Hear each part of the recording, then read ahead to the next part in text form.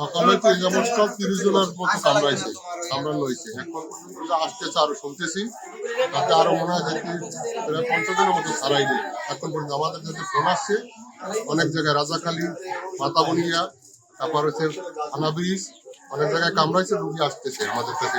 আমরা এ পর্যন্ত দেখা যাচ্ছে যে আমরা সকাল থেকে যখন আপনার দেখলাম যে এ পর্যন্ত মোটামুটি আমাদের ডগ বাইটের রুগী এসছে আপনার 17 জনের মতো এমার্জেন্সিতে।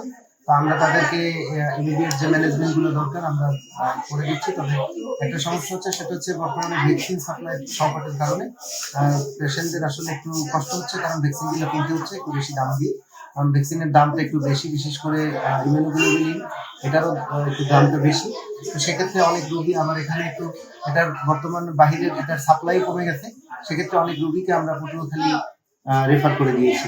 উপজেলা প্রাণী সম্পদ কর্মকর্তা ভারপ্রাপ্ত হিসেবে এখানে দায়িত্বরত আছি। আমাকে সকালবেলা আমি ইউনো স্যারের ফোনের মাধ্যমে জানতে পারি এরকম একটা কুকুর হলো পুরো দুমকি উপজেলাতে সবাইকে কামড়িয়ে বেড়াচ্ছে।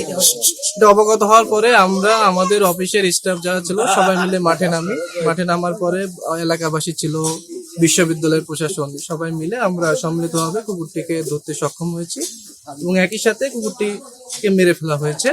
আমরা এটা খুবই আনন্দ প্রকাশ করছি, কারণ এই জলতঙ্ক যখন এই ভাইরাসটা যখন তখন কুকুরের ভিতরে থাকে, কোন কুকুরে থাকে সেটা আমরা সকলে কেউ জানি না, কিন্তু এটা খুবই ভয়ঙ্কর একটা ভাইরাস। র্যাবিস ভাইরাস না নেয় তাহলে, র্যাবিস ভাইরাসের যে ভ্যাকসিনটা যদি না নেয় তাহলে সেই মানুষটাই মারা যাবে। এটা এতটাই ভয়ঙ্কর। তো আমি ভেটেরিনারি সার্জনের সাথে কথা বলেছি এবং আমরা যে এখানে গ্রাম পুলিশ আছে তাদেরকেও আমরা ডিপ্লয় করে দিয়েছি যে দ্রুত এই কুকুরের লোকেশনটা আমরা ট্রেস করে আমরা ব্যবস্থা নেব। আমরা আমাদের লেভেল থেকে সর্বোচ্চ চেষ্টা করতেছি, যেহেতু এটা একটা ইনসিডেন্ট।